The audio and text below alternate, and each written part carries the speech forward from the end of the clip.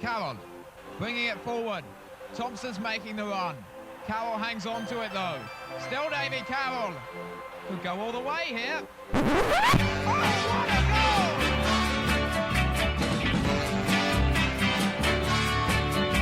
I don't know what it is that makes me love you so. I only know I never wanna let you go.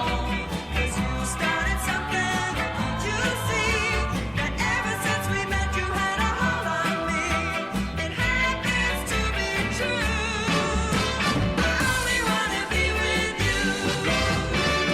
Hello, I'm Phil Catchpole and welcome to this week's episode of Ringing the Blues. On the show this week, we recap all the action and reaction from the Bristol Street Motors Trophy win against Wimbledon on Saturday. Darren Bignell joins us for Till Death Us Do Part. Plus, we also look ahead to this week's Ex-Players Association dinner on Friday, which promises to be a fantastic event. But first, let's hear what happened on Saturday at Adams Park. Sam Avery was on commentary.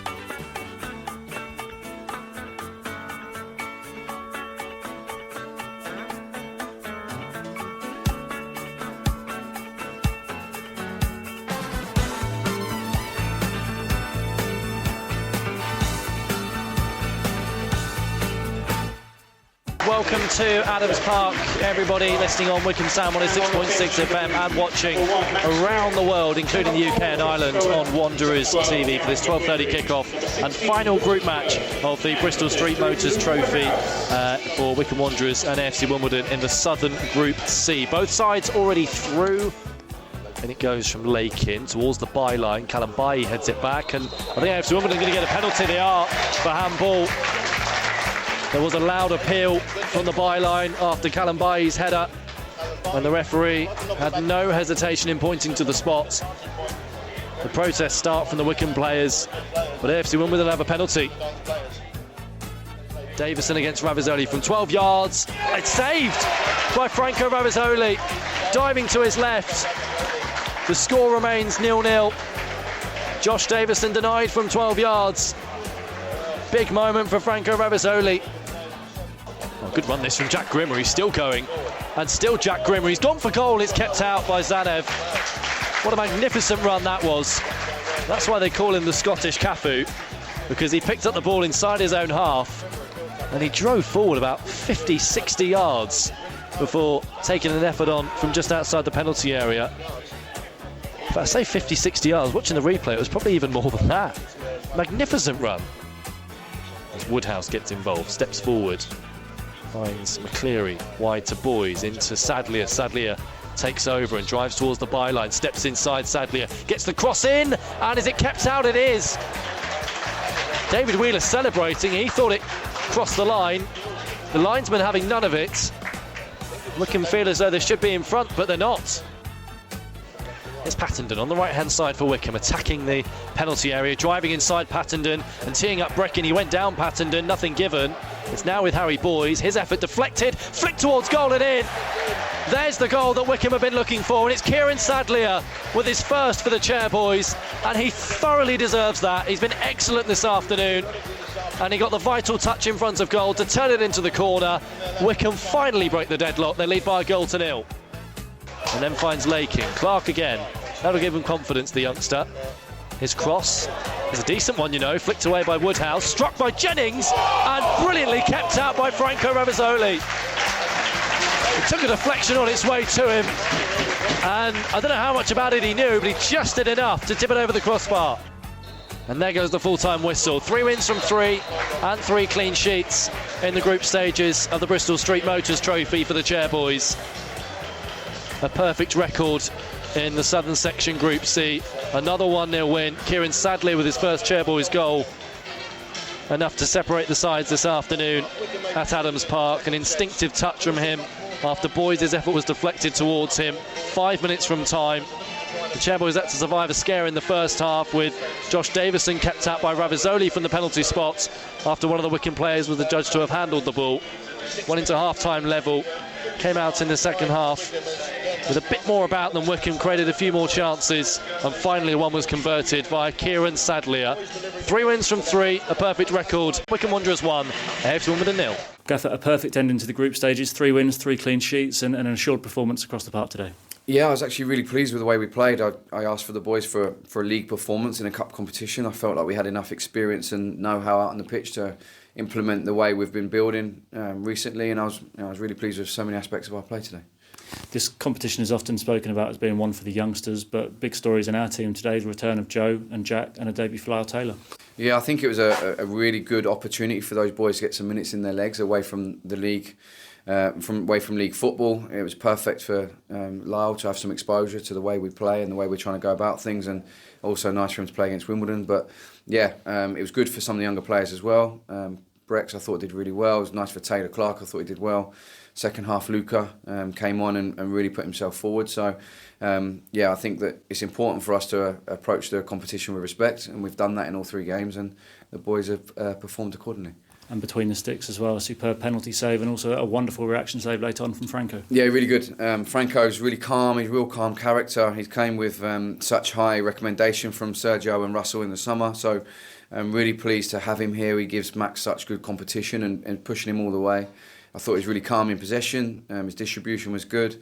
And when called upon, he made 2 really good saves. So I'm really, really pleased with him.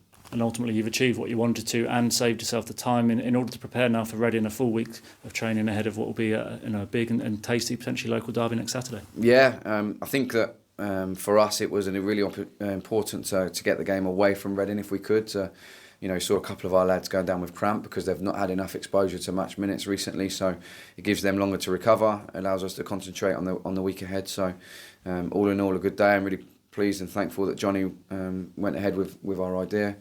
Good people and a good game. Joe, congratulations on your return and the win today. How did it feel being back on the pitch since the start of the season?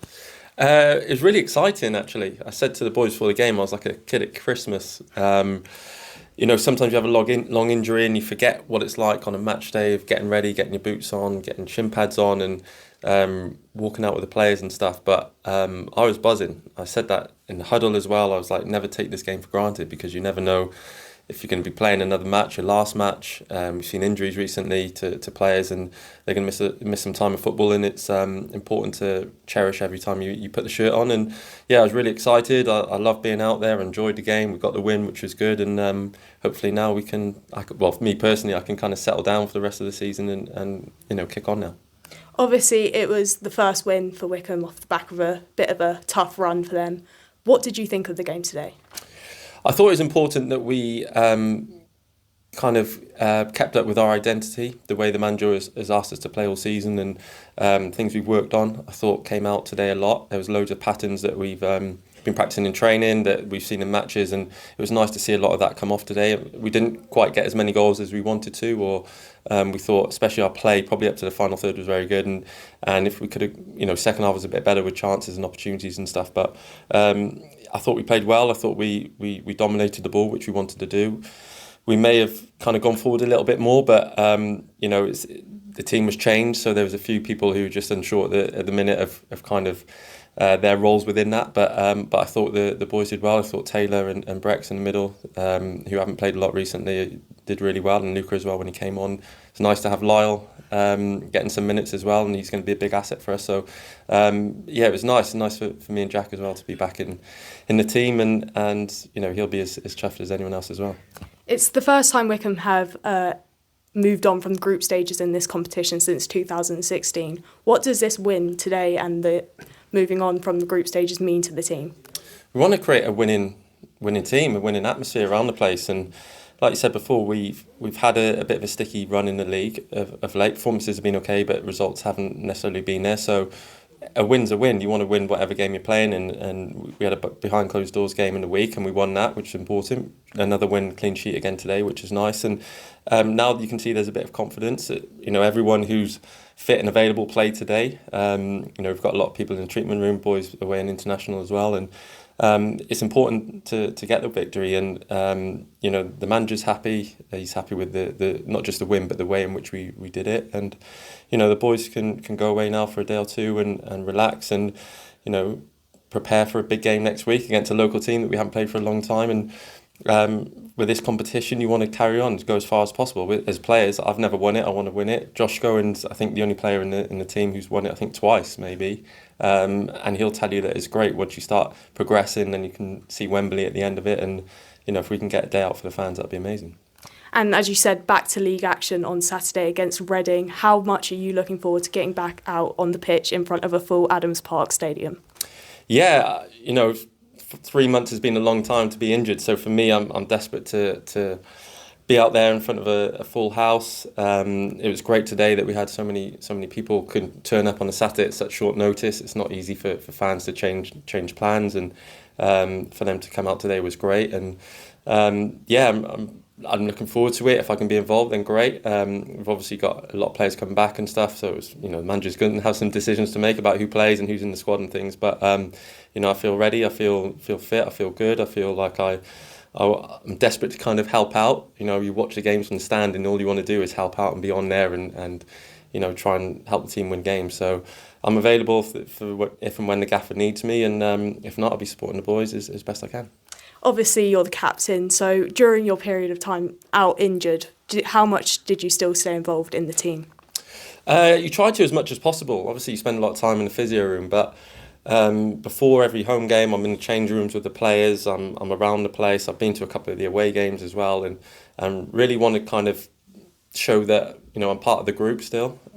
Sometimes you have a long injury and you can feel disconnected and separated, but here the manager's great. He's, you know, if you want to come to games, you can. If not, then that's up to you. But I wanted to make sure that, you know, because if I was playing, I want the other boys there to support as well, as we're one big unit. So it's been okay. It hasn't, you know, because I think we've had a few injuries at the same time, so we've had a few of us to kind of help us with each other. But my role as a captain, I just want to, you know, help out with it whichever way possible. If it's sitting with one of the younger players and going through clips and stuff with them, or if it's, you know, speaking to the manager about, you know, sometimes you have conversations with him about stuff that he may not see around the place and stuff, and I can just calm down a little bit or explain what's going on with players. So, your role is still going on, and it's one that I've been relishing, yeah.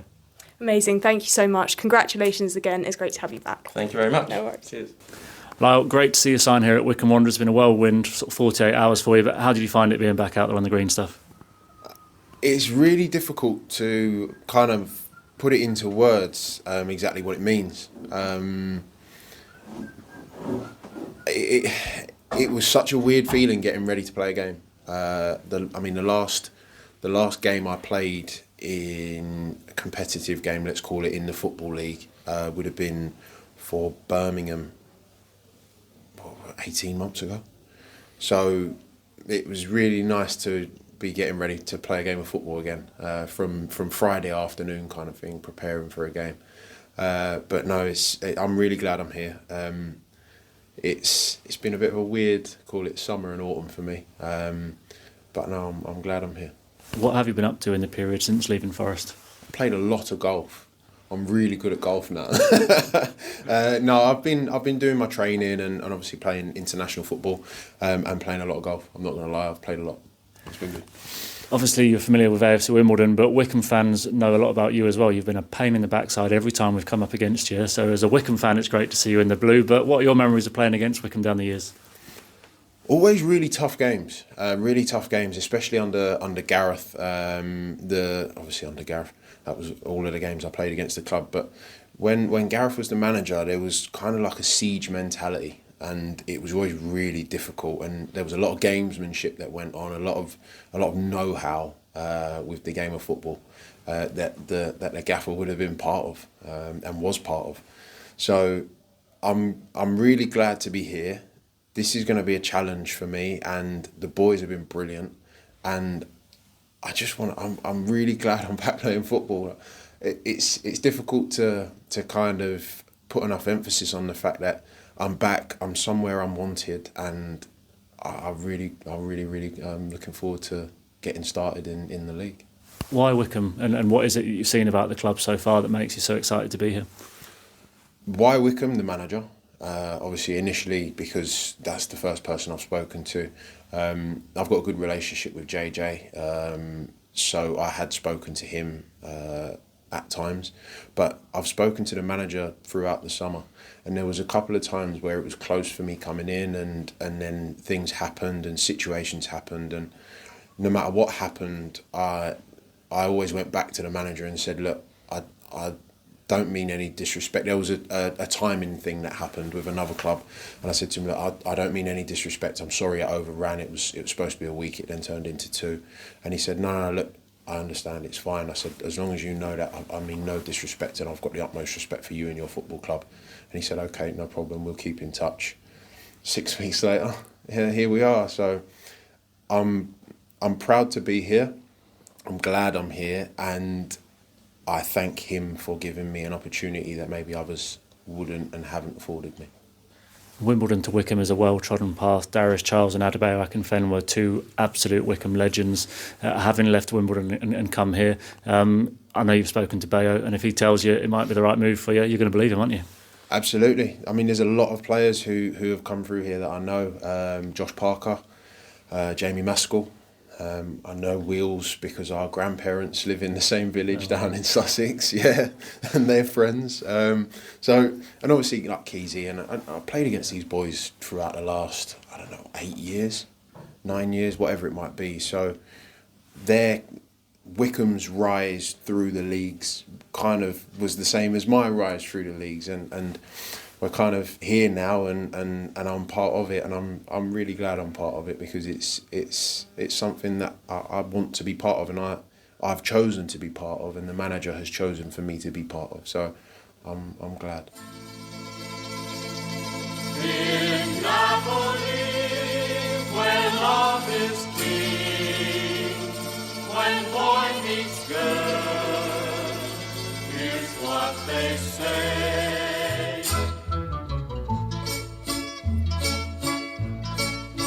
When the moon hits your eye like a big pizza pie.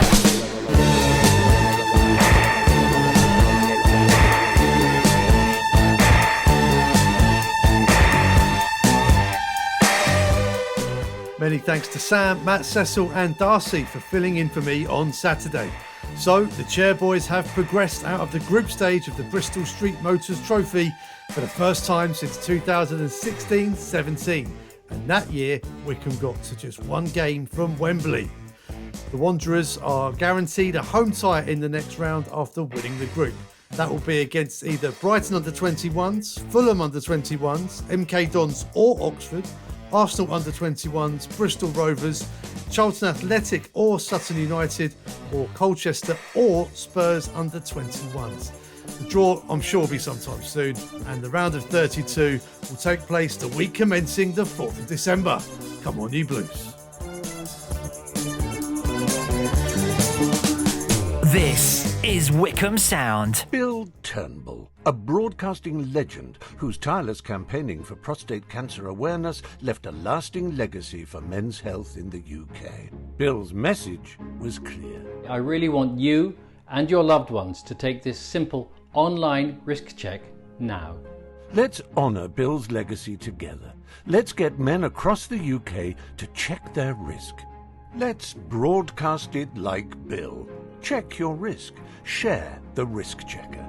Save lives. Thursday evenings from 7. The Wycombe Wanderers show is now in its 4th season, and as you'd expect, we'll continue to bring you match analysis and highlights from Phil. You might enjoy this, Jack. Rona Grimmersby, yes, come on you Blues. Love hearing Jack's commentary while his wife, father-in-law and his mum move house for him. Jack. Getting absolutely thrown under the bus. We'll regularly hear from manager Matt Bloomfield. Of course, there's technical and tactical stuff that we've been working on that we would like to see, but in terms of what I want to see and have to see, it's all about the hard work, togetherness and team spirit, and everything else comes off the back of that. As well as members of the current team. You know, we had discussions about how we're going to do it better, and I think the only way you can do that is by keep practicing, keep learning, and hopefully then we'll get better and better with it. And ex-players. Everyone says as fast as I probably run, and they're probably right. Yeah, that's just a motion-fueled moment there, really. Just, it was great because my dad is one of those people that gave me a lot of stick about not scoring as well. So I just wanted to see him and rub it in. We'll bring you news from in and around the club, continue to follow Wycombe Wanderers women, and some things you wouldn't expect. Too much? Too much or not enough? Tell the orchestra they can go now. And don't forget, you can catch up with the show via the podcast. The Wycombe Wanderers Show, only on Wycombe Sound. Online, on Radio Player, and on 106.6 FM. This is Wycombe Sound. This Friday sees the Wycombe Wanderers Ex-Players Association annual dinner at Adams Park. And the theme this year is the 30-year anniversary of the famous double-winning side that took the Chairboys into the Football League. We'll be expecting many a famous face there, including Martin O'Neill, and also this guy who I tracked down in Vancouver Island earlier this summer. That's right, Andy Kerr has been so taken with preparations for this event, he's flying over to attend himself. Here's a little snippet of our chat we had earlier in the summer.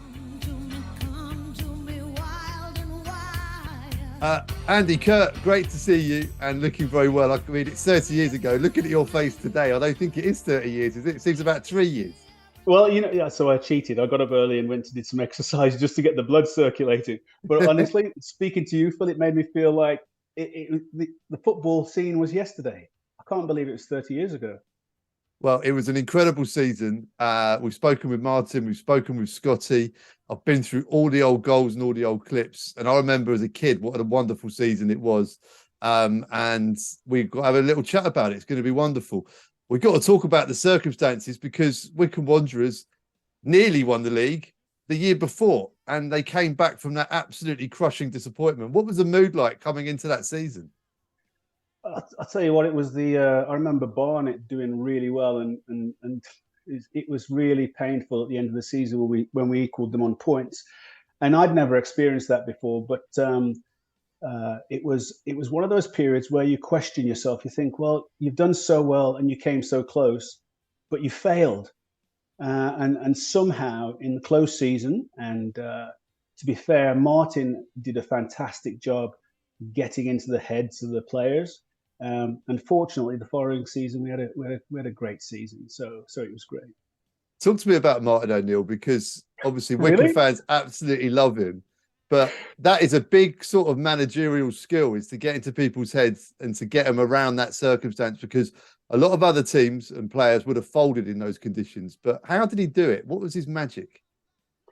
So I'm talking from my own personal experience. Martin and I had our own indifferences from time to time. I'd say 99% of the time we had a fantastic relationship, completely respected everything he'd done and what he achieved. And also he was great at motivating players. And for me, I can recall there was a period when I had the opportunity to go to another club, and we sat down and he said, regardless of what your feelings are, regardless of how you feel about me. It was Wimbledon at the time. He said, do it for yourself and do it for your family first.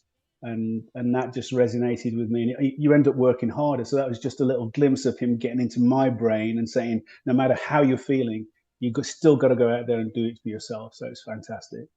He said it's like at individual man management. What was the dressing room like? Because there were some big characters in there. There was, over the years, there was some, I'd say big as an underestimation of what their personalities were like. But Martin was able to really draw us into the most important things, which was having the desire and the determination, and that we could overcome things if we tried and we believed and we worked hard enough, and really stayed tight at the back and allowed our midfielders and the likes of the Wests and the Guppies to go and do their thing. Defensively, can't forget Scotty, of course. Oh, who could forget Keith Scott?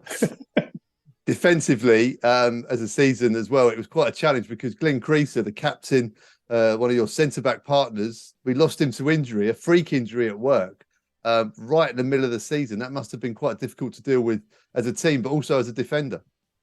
Yeah, Glenn was a great defender, and he had a fantastic career at Barnet before he came to Wycombe, and he was a great leader. We were shocked when he got that injury at work. I think it was Achilles, or the truck went into the back of his heel, and it was difficult for a while. But fortunately, when you've got other players like Matt and other great players like Andy Robinson, those type of players in the squad, we managed to kind of, I wouldn't say replace him, but we managed to piece things together and still stay tight, which was really important. But his presence definitely on the side of the pitch was just as important, even though he wasn't able to be that 6'3" colossal on the pitch. Now, the start to the season was electric. I think drew the first game, but after that, won the next 9. Some big old score lines in there as well. And I guess with the disappointment the season before, it was making sure that start was quick to make sure that everything was going to be smooth in terms of winning the title. Yeah, I think that obviously the likes of Martin from the back end was motivating us in the right way. But I keep saying this when I get into it, we were lucky in the sense that the blend of the players that we have and their personalities and their characters and their determination help the whole unit knit together. And you need that melting pot of, it's kind of a fusion of ingredients for things to work.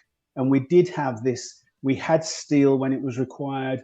We had ability and talent when it was required. We had finishers in the team that were there when they were needed to be. And we had some exceptional abilities like the likes of Dave Carroll and Steve Guppy. And they changed games. And I remember that even as defenders, we used to have a bit of banter about scoring goals, and we loved scoring goals. We loved going up for corners and free kicks because we wanted to get in on the action as well. So it was just one of those periods in life that when you look back, you think it was really special, and they don't happen all the time. Was that the feeling at the time when you're thinking, right, this is one of these magical teams, this aura, this atmosphere we've got to make the most of this? Oh yeah, for sure. We fortunately, I've had a spell in the professional environment beforehand, and I know how hard it is to get the balance right. And there is an element of obviously the hard work and attitude that all helps, but there is a small element of luck when you get the right personalities and the right character and the right people to be able to dig in when it matters most. Now, most of non-league knew about Wycombe Wanderers by that point, obviously, because of what happened the season before and the start that we'd made. But it seemed to me that all of football and the rest of the media got hold of Wycombe a bit more when we played West Bromwich Albion in the Cup at Adams Park and drew 2-2. A fantastic game. I was watching the footage back. You went on the pitch that day, I don't think, but you were in the commentary box. Yeah, I was heartbroken. Unfortunately, it was one of the games I played at the Hawthorns. As you know, I was born in West Bromwich. So it was heartbreaking to be at home and not being able to play. But we put up a good performance. There was a difference in quality when we played West Bromwich, and we were the underdog. And it was great to at least have that connection, even though I wasn't able to get into the first team at West Bromwich Albion. It's still great to play clubs like that. How was the commentary that day? You were with Alan Hutchinson, I think. Yeah, Hutchie. Is he still around, by the way? Yeah, Hutchie's still going strong. Yeah. Oh my God, he's ever. So Hutchie was one of those faces around the club, and he has been for forever and a day. Great personality, really nice and soft. I can remember him and Martin having a couple of jibes at each other in the tunnel, and Hutchie wouldn't get out of the way when we came out. But I loved the commentary. I still do, and I had a stint in the media after I stopped playing football. So yeah, the voice part of it is all part of the kind of, you can relay your own impression and nobody's going to judge you on what you say. Fantastic. So yeah, you lost the replay, but you did play at the Hawthorns. Must have been a big moment then, as you were saying, against your boyhood club. Yeah, and it is psychologically daunting because you're up against a team that has quality throughout, and they're playing at home. But we did well, and I remember it was a frosty night. The pitch was very cold and it was slippery. But even though we didn't get the outcome we wanted, we put on a good performance. Another game that really stands out this season, in which you played a big part in, and probably one you won't want to remember too well. Slough Town at home, absolutely rammed Adams Park. Everyone up in the woods, 1,000 locked out. I remember being on the terrace and having to stand sideways. We were so cramped in there. Incredible atmosphere, an incredible result, but you got sent off. Yeah. Fortunately, I would say that it was one of the very few times in my career that I'd gotten sent off. And it's heartbreaking. I don't know whether anybody, people who've experienced playing sport and getting sent off, it's the most terrible feeling in your stomach. You know you've let the team down, even though you think to yourself, okay, that wasn't justified. But then when you get in and you have to face people, and fortunately it turned out the score went out in our direction, but I probably wouldn't be here today. They'd have probably ripped me to pieces if they'd lost the game on the back of me getting sent off. And Martin wasn't too impressed. You've spoken to Martin over the years, and when Martin loses it, he loses it. So it's always good that you get a good result when players like myself get sent off. I was going to ask you, what was his reaction? Oh, man. I'll leave that to somebody else to tell you. Suffice it to say, when Martin was in that changing room, and we're on we hear everybody talks about Alex Ferguson. I've never met and never sat in a dressing room where Alex Ferguson did his rant, but I'd have a bet that Martin would come a close second to what Alex Ferguson could say. Wow. Well, some chap called Keith Scott scored the winner that night, so he probably owe him a pint. He got you out of trouble. Scotty is an unforgettable character. Even though I haven't seen the players for years, still strong memories and personalities. And Scotty's he's in the top of the list when it comes to characters and personalities. His confidence and a really nice guy. He got injured that night as well after he scored the winner. And that was another tale of Wycombe season. There was a few injuries along the way. Creaser, Kim Casey, Keith Scott, really big players for Wycombe, but they just seem to keep putting the results out. Yeah, and again, you got to give the management credit, because whoever they put out in the team, for some reason, when Martin got players on loan, and when he put the team together, he was able to get us to be a unit and literally focus on the things that matter. And they were, defensively, you defend. When you're in midfield, you do your job. You got to hunt down and you got to create. And the forwards, Martin would keep it very simple and just say, stick the ball in the back of the net. I mean, how complicated can you get? It's just, there's the net, put the ball in the back of it, we'll win. There you go. It did feel like that as a fan as well. That all we had to do was sort of turn up at home and we'd win. It did feel like that as a kid. And obviously when Martin left, I then realised football wasn't quite as easy as that. Yeah, and the other thing that we don't talk about too much is Adams Park. When we moved from Lokes Park to Adams Park, the fact that we were moving from a pitch that was on a gradient next to a hospital to a flat pitch, that it was almost like moving to Wembley as our own stadium. And to be fair, the pitch 90% of the time was in fantastic condition. And I'm sure that played a part in the way we played, because we enjoyed playing football as well. And the players that we had who were pushing forward were great at having great services to provide and score goals. So I think that the combination, again, of all those elements, including having a new stadium like Adams Park, helped a lot. Another great night at Adams Park under the lights. Runcorn at home in the league. A 5-1 victory. Steve Guppy, never forget that goal. Untouchable. Never forget that goal. I can remember we broke out. We were basically, I think they'd had a corner that broke down and the ball broke free. And then he just opened his legs. And he was at that stage of his career where things were really happening and his confidence had just elevated. And when he set off, it was like, nobody's going to stop him. Once he's opened his legs and once he's on his way, and his finish was fantastic. And when he went to Leicester, and he had a great career after that, he scored some great goals. But he for me, from where he came from and the time he came, because I think he was 20 years old, not much experience, but his determination, the training day in, day out. After training, he'd go and do more training. He and I lived together for a while. He was totally committed, and he had a great career. Was it a surprise when he got that England cap? Because not many players have gone left Wycombe and played for England.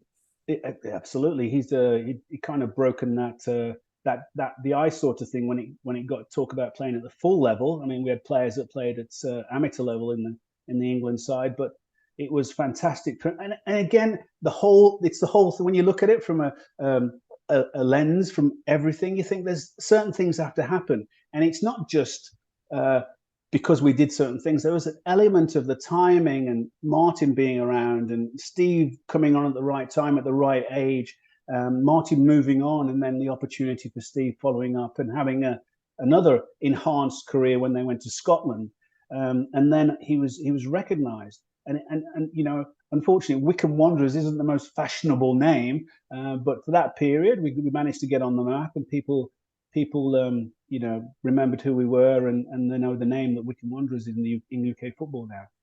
So that night against Runcorn, that goal by Guppy, but that really was the night. Although it wasn't mathematically certain, it would have taken an absolute disaster for Wycombe not to win the league.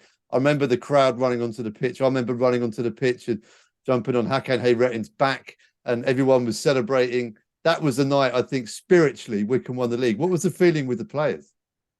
Yeah, I think there are photos of us in the change rooms. There was a lot of, I'd say, shenanigans going on.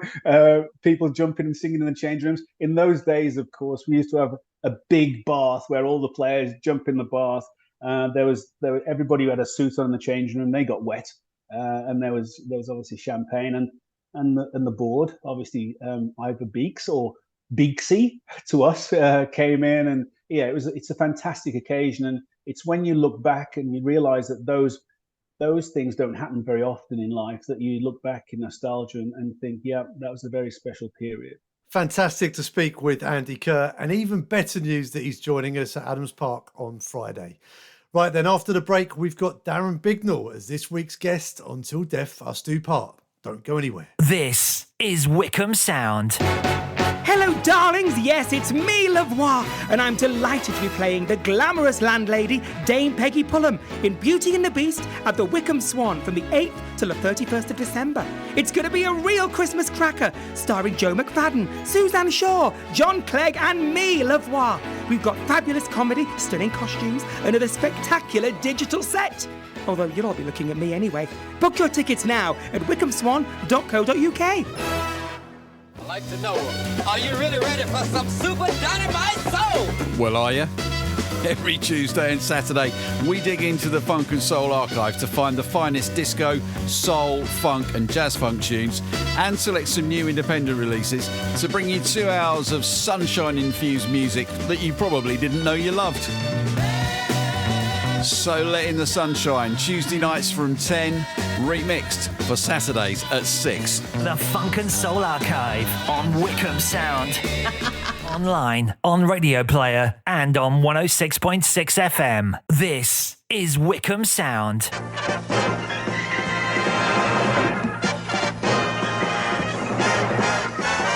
Okay, it's Till Death Us Do Part then. Football is like a marriage. Your football team is for life. And each week we speak to a Wycombe Wanderers fan about their memories of Wycombe Wanderers, loosely based on a wedding theme. And this week it's Darren Bignell. Darren, how are you? Very well, thank you. Phil, how are you? Very well indeed. I'm looking forward to picking your brains because you're a man like me of a certain vintage. You probably remember some very similar things and some terrific times for our football club. So it should be good. But we should also find out a bit more about you as a Wycombe fan as well. When did you first start your affair with the Mighty Blues? It's back in the 80s, Phil, as you said. We're of a similar vintage. I was chatting to my dad quite recently, and we were trying to pin down the game. We can't do it because possibly like yourself, I can't remember the football match. I can't remember the opposition or what I can remember is Lokes Park and tearing about. So it's somewhere in the 83, 84 season, possibly the autumn of 83, but very definitely the spring. And then again, I can't tell you the games, but somewhere from then and from then on, Wycombe has played a fairly healthy part in my life. I must have had a tougher paper than you, Darren, because you're a few years older than me. I thought you were about my age. So, very kind. And you have a role on match days as well, not just coming to get behind the team, but on a match day, you're there a bit earlier than normal and providing a good service for the club. What do you do? Yes, the match day tours. So at Adams Park on a match day, on a day where we've got a 3 p.m. kickoff, we do a stadium tour at 11 o'clock or 11:15 start.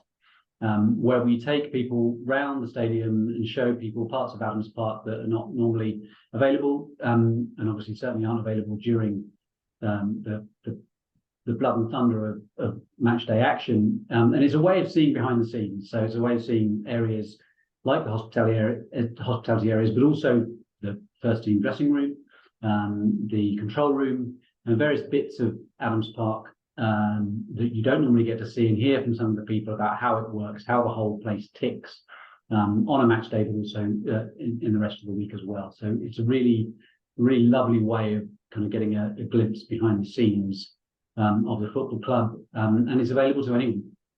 What sort of people come on the tours? Is it people who aren't from Wycombe, or is it people who've been coming for years that just want to be nosy?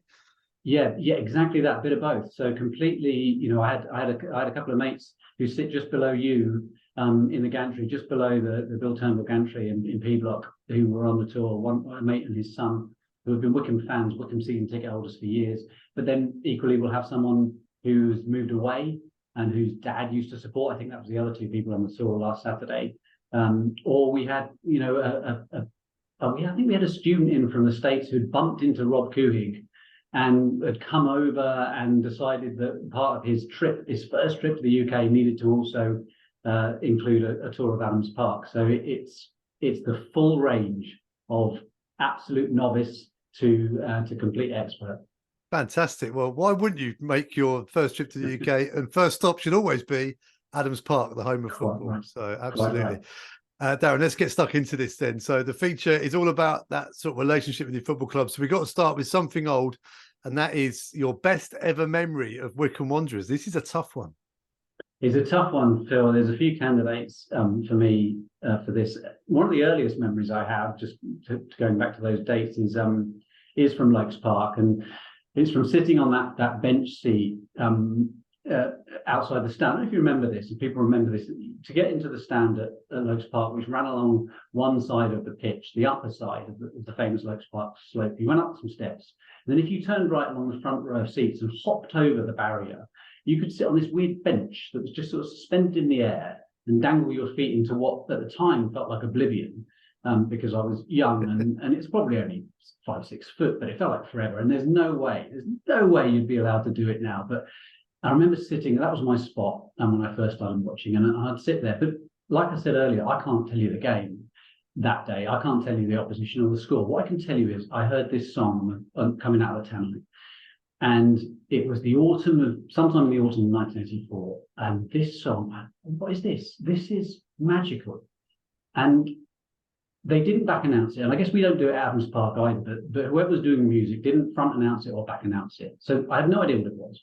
But that's all right, I'll go and listen on the radio. And it wasn't played, and I couldn't find it. And for 6 months of agony, I'm trying to find out what this song was.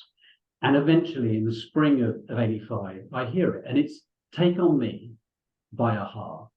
And it's because it bombed. When they first released it, it absolutely tanked and didn't go anywhere in the autumn. And they re-released it in the spring. And it comes on the radio, and I've probably been driving people mad, because I suddenly went, this is it. This is that song I was talking about. And it eventually it charted, and it got to number 2 in the hit parade, Phil. But it began my lifelong love affair with the Norwegian pop trio of a-ha, which sustains to this day. But it was just that magical moment where you hear something and think, I'm never going to forget that. And I can see with clarity the spot I was sitting in that moment, and it's wrapped up in Lokes Park. So that's one of the earliest ones, but it's not very football-y. So we love music on Ringing the Blues, as you know. So this is perfect.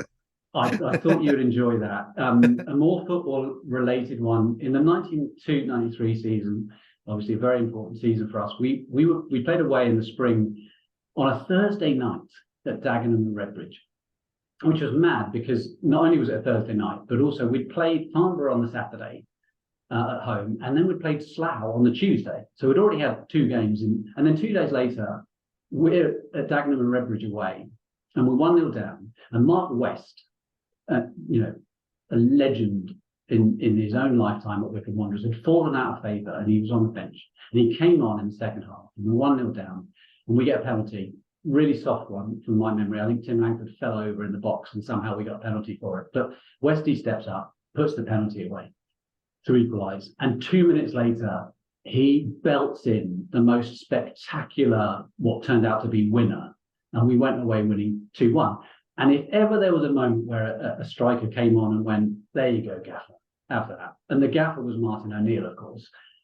That was it. And I loved Westy for years, and it was just a joy to see that.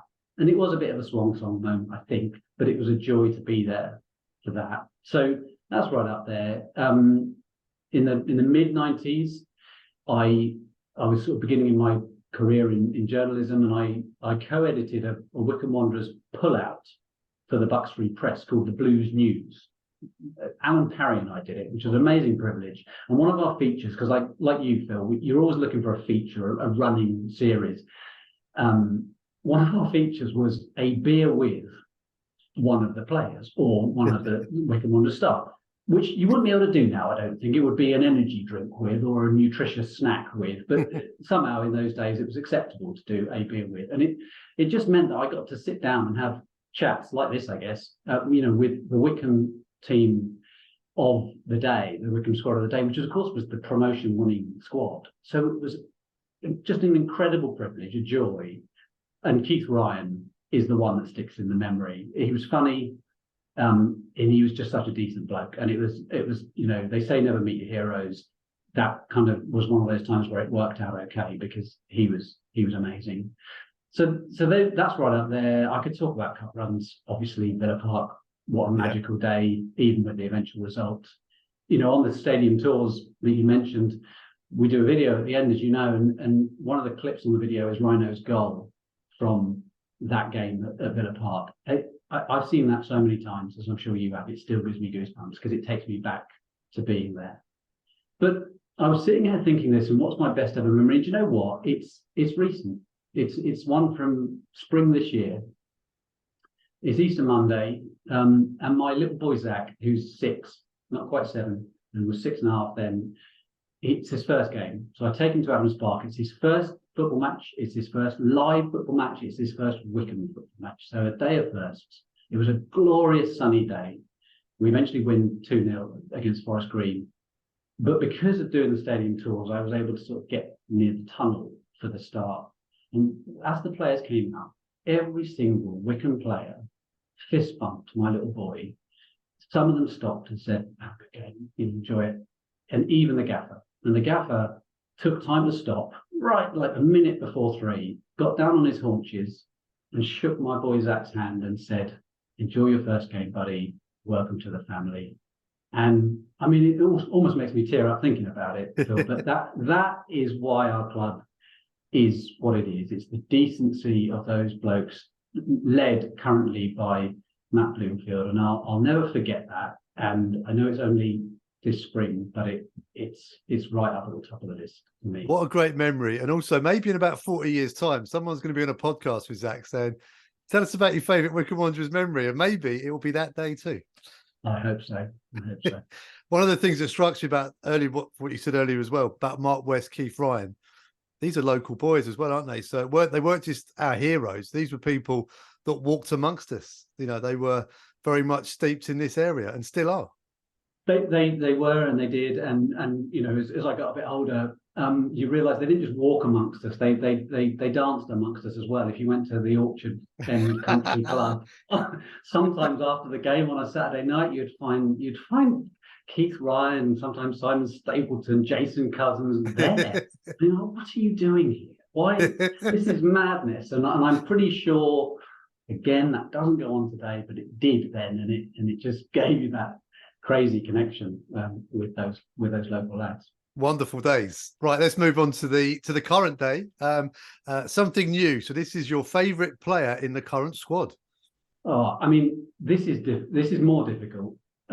This is probably worse, Phil, than asking me who my favourite child is. Actually, don't ask me that. I mean, I love JJ. I'm a left back. I play number 3. I'm left-footed. I used to take corners from the right. So Joe Jacobson, for me, for so long has been the man. But then there's Jack Grimmer, because he's a great footballer and he's a great bloke. And if you didn't love Jack before his enforced stint with you in the commentary box, then you must love him now because he's been awesome. But then there's Scully, who's, I mean, just watching that man, he's a dream. And sometimes it's actually hard to work out how he's doing what he's doing while he's doing it. I mean, you have to describe it, but it's just, he's wonderful. And I could keep listing players here from our current squad because above all, on top of their footballing ability, they're really decent human beings. And I know it's not an accident because it's part of the recruitment and it's part of the way they're brought into the culture of the club. But that decency is the thread that runs right through this club, and it makes it what it is. So my official answer is I can't choose a favourite player, but right now, this month, at this moment, my favourite player is Luke Leahy because he deserves all our support for the speediest, but obviously the safest of recoveries. And it seems impossible to me that he only joined in the summer because he seems like he's Wycombe to the core. The best compliment I think I can pay him is it feels like he's been here for years. He's a senior player, he's a leader, he embodies Wanderers values. And do you know what? Long may he stay a chairboy because I think he's fantastic. Well, as you were sitting on the fence earlier on, I think it's only fair to say as well, the environment created by the likes of Jack and Joe and Scully and the other senior players, Vokesy, everyone else, the environment up at Marlow Road and Adams Park has probably made it very easy for someone like Luke Leahy to be the person he is and settle in so quickly. Yeah, I agree. And I think, that the phrase culture carriers is used a lot. And those guys that you've mentioned are exactly that. And it's something that came from the years before with Gareth Ainsworth, of course. He set that culture up, but he relied on a number of those players, not least JJ and Jack Rimmer, to embed that culture and take us on. I think we've always been that sort of a club, a family club, a club that prides itself on a degree of dignity and decency. But I think it's at all-time high levels now, and it just makes me proud, really. And I think you're right. I think like recognises like, and feel like that's probably why Luke wanted to come here, and I'm delighted he did, and I'm delighted he's living it so much. And I just, obviously after what happened to him, it's great to see that he's up and around again, and we wish him all the very best for a very good recovery. Yeah, I hope to see him out on the pitch very, very soon. Right then, on to something borrowed. That could be your favourite ever loanee, or controversially, a player you wish that we had signed that we never did.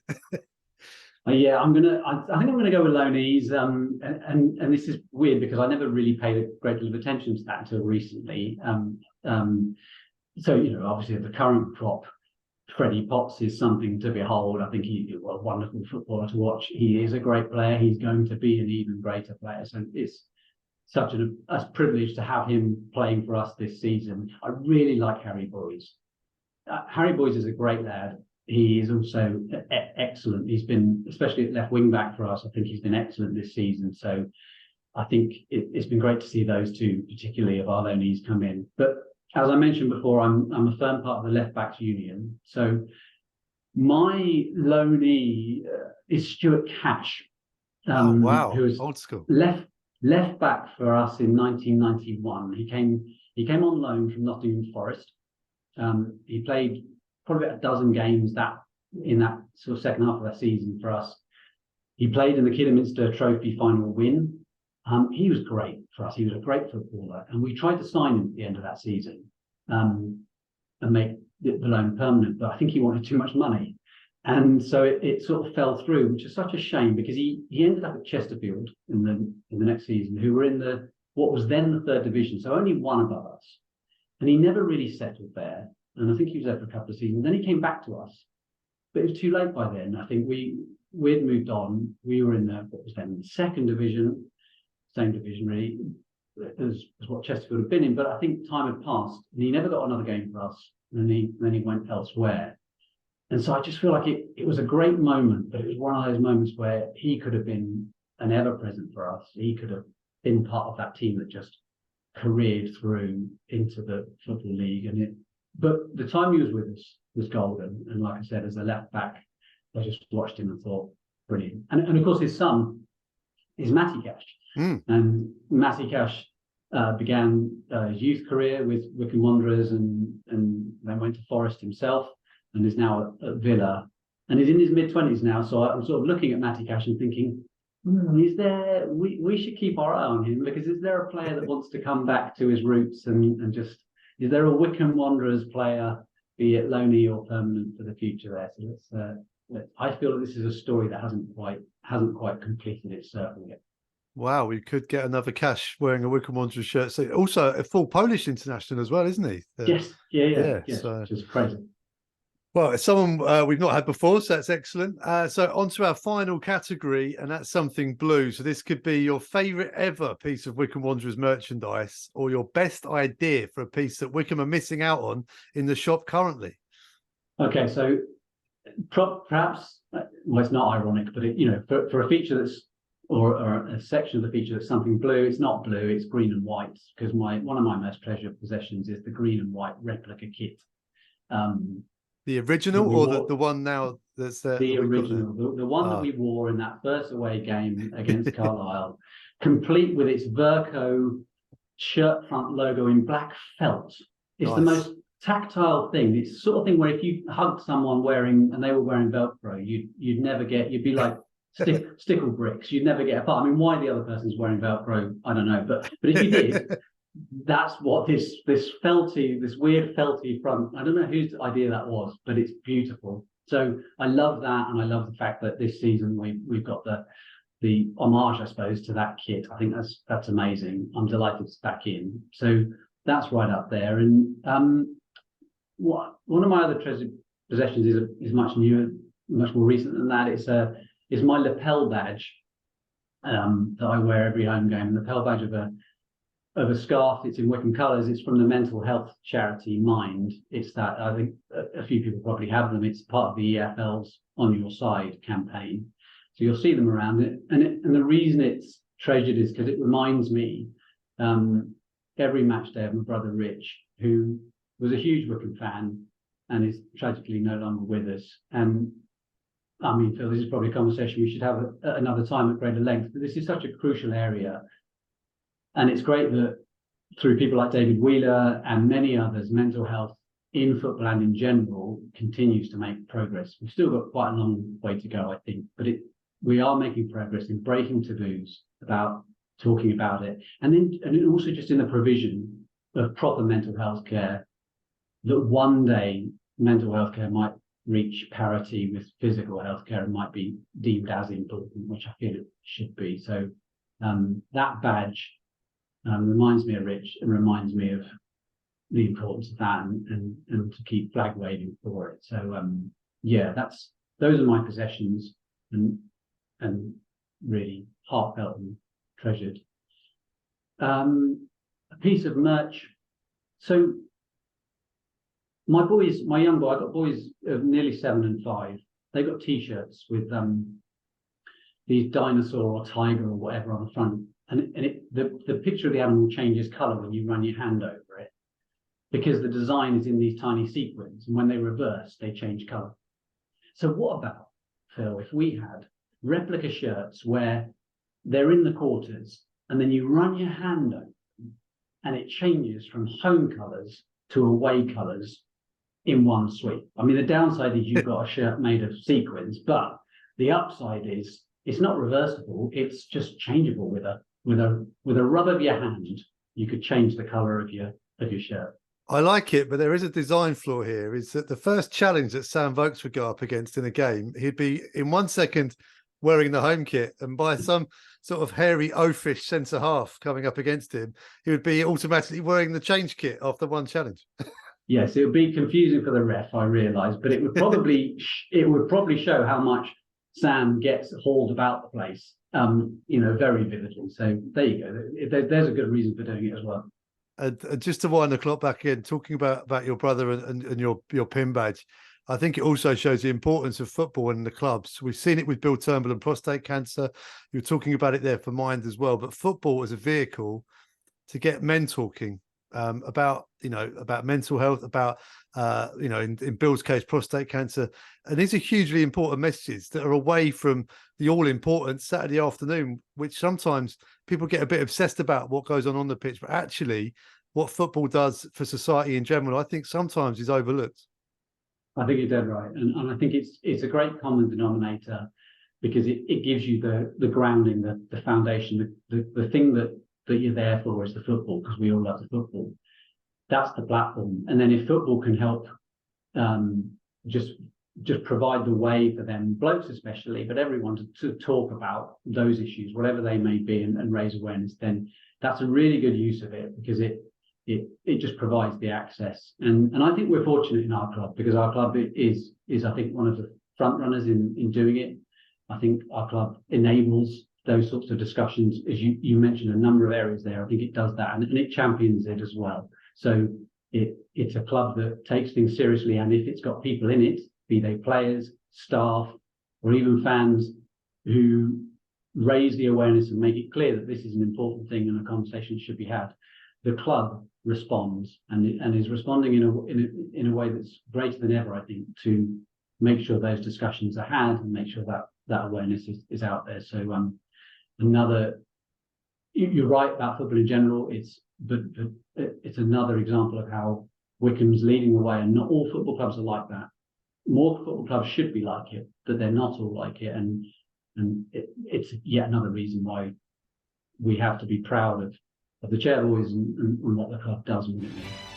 Okay, that's your lot for this week. Many thanks to Andy Kerr and to Darren Bignell. We'll be back next Tuesday ahead of the game against Barnsley.